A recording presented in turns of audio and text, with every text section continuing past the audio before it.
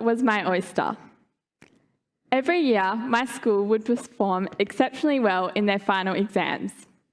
So well that the state newspaper always published a cover story about these young people. These were no ordinary Year 12s.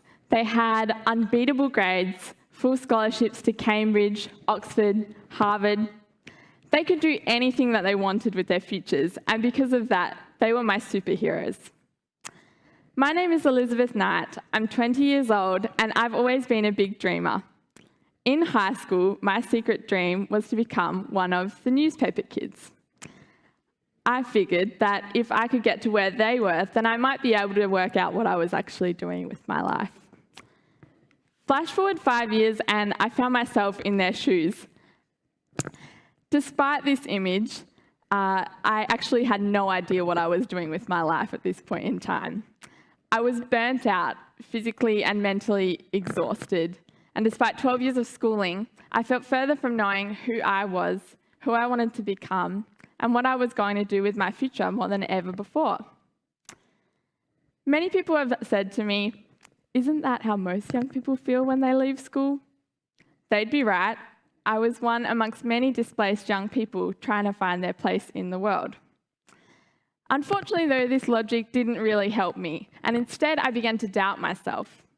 If everybody else is going through this, then why am I the only one who feels so bad?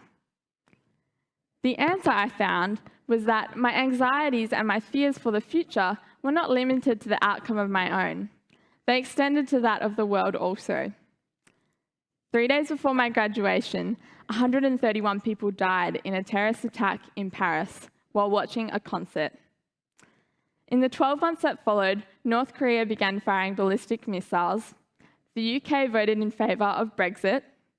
Zika had become a global health threat. Nationalist movements were growing around the world, and terrorist groups were continuing to instill fear. Global warming had become evident, its effects devastating. War, poverty, corruption, disease. I felt crazy for fearing that World War III was imminent. One of these events was the first thing that I saw on my Facebook feed each morning, and the last thing that I read before bed each night. It felt as though I was consuming this overwhelming negativity from every channel, and that we were hurtling towards this terrifying future at a startling rate. It begged a question that I really didn't want to ask. Is the world at its worst? Is the future going to be more terrible than ever before? Let's pause for a second. I know I'm not the only young person who holds this fear, and that in fact, this insatiable fear for the future is in fact a deeply embedded belief for many of our youth. Objectively though, that doesn't quite add up. We live in a time where human quality of life is at its highest in human history. Thanks to social media, we have a world of information at our fingertips. Many of us have a roof over our heads and food on the table. So if the world is not objectively more worse than it has been in the past, then why do some of us feel as though it is? Where is this horrible sense of helplessness coming from? And why is it that our young people seem to feel this fear so strongly? Let me explain. Over the last 3 years, I've been working with thousands of young people, and in that time, I've seen their dreams, their hopes, and their fears for the future. I've also seen them experiencing this challenge firsthand. Because of this, I've come to 3 conclusions as to why our young people seem to feel this fear so strongly. The first factor is social media. I'm a member of Generation Z, who are the most recent generation to come of age, and they've experienced the very best and the very worst of humanity more intensely, frequently, and extremely than any of us before. Social media demands our attention. It asks us to respond with immediacy and urgency to the things that are going on around us.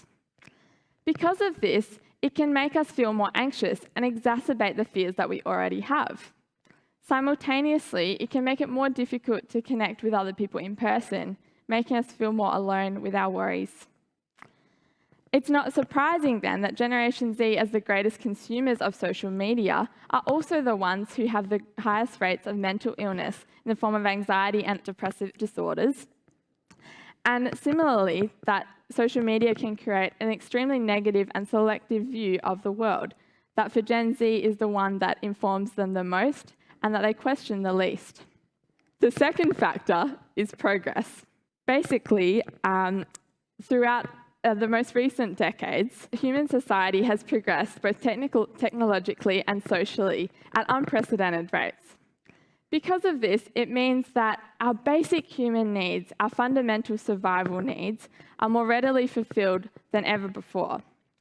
This means that our needs have become more complex in nature, and for our young people, overwhelmingly psychological. What this looks like is that our young people crave a sense of connection with others, a sense of purpose and validation. It's not surprising that we can see our young people looking further away from their religion, their families, and their leaders as a source of direction and purpose in their lives.